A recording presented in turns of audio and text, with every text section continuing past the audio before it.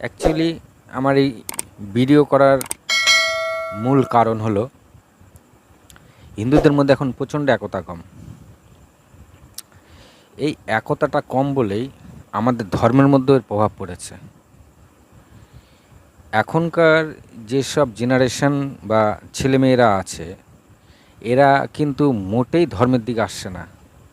আড্ডা, ইয়ার্কি, হই হুল্লোড়, মাছ মাংস, যত তমগুণ আছে তাদের দৃষ্টি ওই দিকে। এতে সম্পূর্ণ তাদের দোষ নেই, কারণ আমাদের দেশে যেসব বিধর্মী লোক রয়েছে তাদের যে চিন্তাধারা, ওই চিন্তাধারায় আমাদের হিন্দুরা চলে যাচ্ছে। আর ওই চিন্তাধারাতে তমগুণী চিন্তা, আর আমাদের হিন্দুরা সবসময় শতগুণী চিন্তা নিয়েছিল আগে।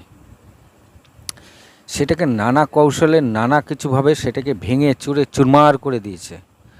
আজ সেসব কিছু নেই। এখন একটা ছেলে হোক বা একটা ইয়াং মেয়ে হোক বা একটা ইয়াং ছেলে হোক, তাকে যদি আমি বোঝাতে চাই সে তো বুঝবেই না। উল্টে সে এমন জ্ঞান দেবে আপনার নিজের জ্ঞানই আপনি ভুলে যাবেন। এটার মূল কারণ হচ্ছে সমস্ত চিন্তাধারা তমগুণেতে চলে গেছে। এইখান থেকে ফিরিয়ে আনার জন্য আমার এই ভিডিও করা। এই ভিডিও করার মূল কারণ হচ্ছে এটাই। আর এই জেনারেশনের ছেলেমেয়েরা অনেক কিছু জানে, অনেক কিছুই জানে, তবুও তাদেরকে কিছু যদি নাই দেওয়া যায়, মানে কিছু যদি একটু বোঝানোই না যায়, তাহলেও তো হচ্ছে না।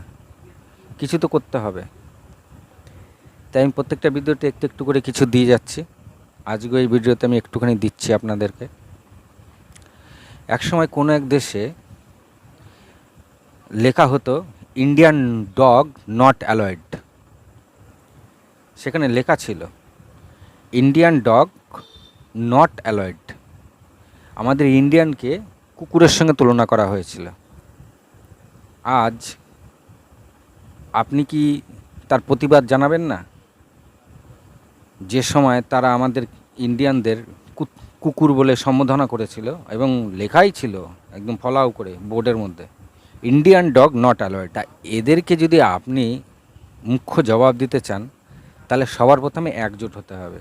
একজোট না হলে আপনি কোনো কিছুই করতে পারবেন না, হবেই না কিছু।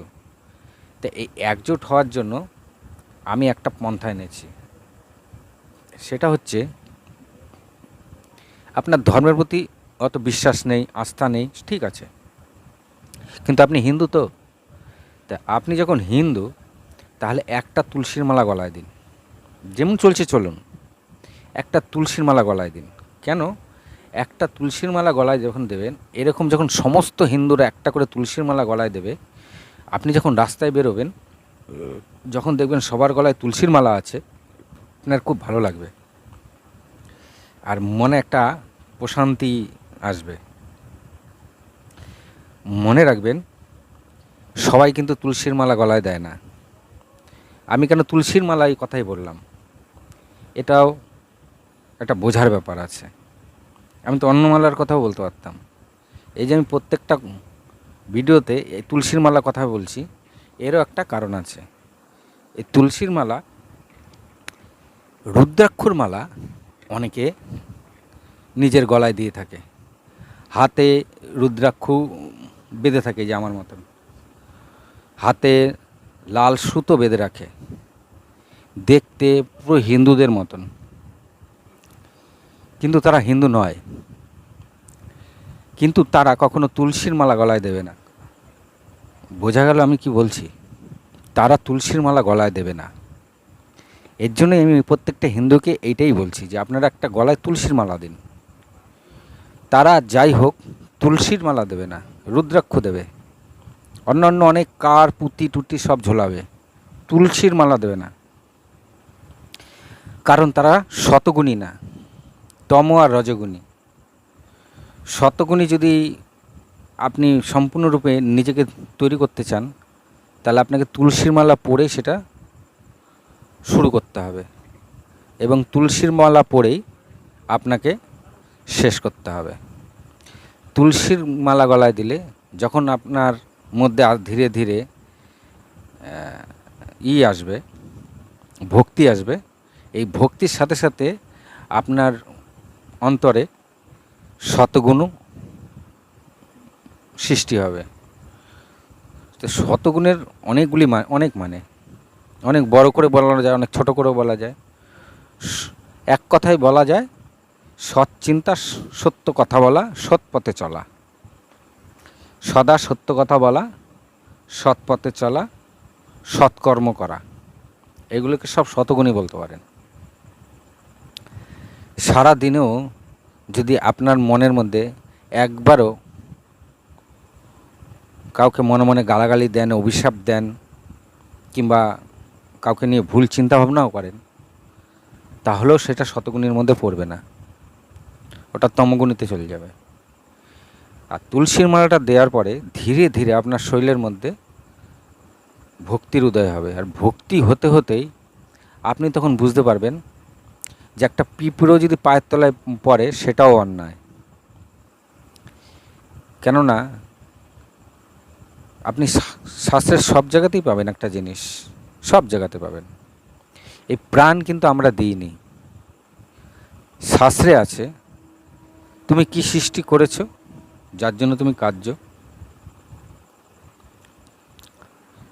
তুমি যেটা সৃষ্টি করেছো তার প্রতি তোমার অধিকার আছে, যা খুশি তাই করার। তা তুমি যেটা সৃষ্টি করোনি তার প্রতি তোমার কোনো অধিকার নেই। তাহলে কি এই পৃথিবী থেকে আমরা যা পাই এগুলো কি আমরা সৃষ্টি করেছি? পৃথিবী তো আমাদের সৃষ্টি করেছে, আমাদের তো সৃষ্টি করার মতন কোনো ক্ষমতাই নেই। যদি বলেন বাচ্চা কাচ্চা, সেও পৃথিবীর থেকেই আমরা এসেছি, আমাদের থেকে বাচ্চা এসছে, সেও পৃথিবীরই অংশ। সৃষ্টি যাই করি না কেন সবই লাস্টে গিয়ে ভগবানের অংশ হিসেবে দাঁড়াবে। তা যেহেতু আমরা কোনো কিছু সৃষ্টি করিনি, তাহলে আমরা কোনো জীবজন্তু পশু পাখির প্রাণ নিতে পারি না। তাই এই যে মাংস খাওয়া, একটা ছাগল হত্যা করা, একটা প্রাণী হত্যা করা, মুরগি কাটা, অন্যান্য যে জীবজন্তু কেটে মানুষ খাচ্ছে, অ্যাকচুয়ালি আমাদের মধ্যে এসব কোনো কিছুই, কোনো প্রাণী হত্যা করা নিষেধ আছে। এক জায়গাতেই খালি আপনার ছাড় আছে, সেও শাস্ত্রে আছে। হ্যাঁ, আপনি মাংস খেতে পারেন। দেখা গেল কোনো কারণে আপনি বনের মধ্যে হারিয়ে গেছেন, আশেপাশে কোনো লোকালিটি নেই, শাস্ত্রে ওখানে ছাড় দিয়ে রেখেছে, আশেপাশে কোনো লোকালিটি নেই। এবার তো আপনার খেতে হবে, নাহলে তো আপনি বাঁচবেন না। তখন আপনি জীবজন্তু শিকার করে খেতে পারেন। কিন্তু আপনার চারিপাশে যখন অনেক খাবার থাকবে, সাত্ত্বিক খাবার যাকে বলে, সাত্ত্বিক খাবার থাকবে, কিন্তু তা ছেড়ে যদি আপনি তমগুণী খাবার খান, এটা পাপ। তাই বলে কি পূর্বে মানুষ মাছ শিকার করতো না, জীবজন্তু শিকার করতো না? করতো, কারণ ওই ওই ওই যে শিকার করতো তার ওটাই জীবন, সে ওটা মেরে না খেলে তার জীবন জীবিকা চলবে না, ওইখানে ছাড় ছিল। কিন্তু আপনার কাছে চারিদিকে খাবার রয়েছে, তারপরে যদি আপনি জীবজন্তু শিকার করে খান, সেটা আপনার অন্যায়। কিন্তু এবার আপনার মনে কোশ্চেন আসতে পারে যে বলি তো দিত, বলি কি দিয়ে কি তারা ফেলে দিত জীবজন্তুটাকে? বলি দিয়ে তো নিজেরাই খেত। বলি কারা দিত বা কারা শুরু করলো, চলুন বুঝে নি ব্যাপারটা। বলিটা শুরু হয়েছিল বহু পূর্বকালেই। রাজার বিরুদ্ধে যারা কথা বলতো তাদেরকে রাজদ্রোহী বলা হতো। এরকম রাজদ্রোহীদের রাজার আদেশে সৈন্যরা ধরে ধরে এনে শুলে চড়াতো। সে সময় অনেক অনেক রাজদ্রোহীরা পালিয়ে গিয়ে বনে থাকতো, এবং বনে থাকতো, কিন্তু তাদের তো খেতে হবে, তো হত্যা করে খেত, তাহলে তো 10টা লোক তাকে খারাপ বলবে। তখন সে ঠাকুর মূর্তি লাগিয়ে, আপনি বলুন না ডাকাতকালী, শ্মশানকালী, ঠাকুরের মূর্তি লাগিয়ে ঠাকুরের প্রসাদ হিসাবে বলি দিত, আর মানুষকে জানাতো যে ঠাকুর এই বলিতে সন্তুষ্ট হয়। আপনি বলুন, শাস্ত্রে বলছে, শাস্ত্রে ভগবানই বলছে যে প্রাণী হত্যা করা যাবে না, কারণ প্রাণ তুমি দান করনি। তাহলে তো আমার এবার আমি যে মাংস খাবো, তা আমি আমার বুদ্ধি খাটিয়ে দিলাম যে হ্যাঁ, ভগবান চাইছে বলি হলে ভগবান খুশি হবে, তা বলি দিয়ে কি আমি ফেলে দিলাম? হ্যাঁ, বলি দিয়ে যদি সে ফেলে দিত বা সেই জন্তুটাকে মাটি খুঁড়ে কবর দিয়ে দিত, মাটি চাপা দিয়ে দিত, তাহলে ভাবা যেত। আজ পর্যন্ত কি শুনেছেন কোথাও বলি দিয়ে মাটি চাপা দিয়ে দিয়েছে? মাটি কোনো দিন চাপা দেয়নি, তারা বলি দিয়ে সেই পশুটাকে খেয়েছে। কার নামে? ভগবানের নামে। ভগবান নয় খুশি হলো, তাই এবার চাপা দিয়ে দাও, তুমি কেন খাচ্ছ? সেম টু সেম মদ খাওয়া। ভগবান কি বলেছে যে আমাকে মদের প্রসাদ তোমরাও খাও সবাই মিলে? ভগবান কি বলেছে গাঁজা খাও? শাস্ত্রে কোথাও লেখা নেই মদ খাও, গাঁজা খাও, কিছু এই খাও ওই খাও। কিছু কিছু তমগুণ ঠাকুরকে পুজো দিতে গেলে ওই দ্রব্যগুলি লাগে, কিন্তু লেখা নেই যে এগুলো প্রসাদ হিসেবে গ্রহণ করো তোমরা।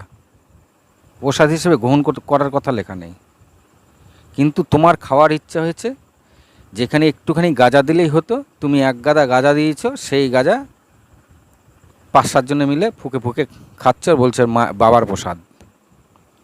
এবার আপনি তাকে গিয়ে বলুন যে বাবা, কোন বইতে লেখা আছে এই গাঁজা ভগবানকে পুজো দেওয়ার পরে গাঁজাটা খেতে হয়? তাদেরকে একজনকে গিয়ে জিজ্ঞাসা করুন, কিংবা জিজ্ঞাসা করুন বাবা, তোমরা যে পুজো দিয়ে যে মদ খাচ্ছ, কোন বইতে লেখা আছে আমাকে দেখাও তো যে পুজো দেওয়ার পরে সেই মদ খেতে হবে। কোথাও লেখা নেই। এগুলো যার নিজের স্বার্থে এগুলোকে তৈরি করেছে।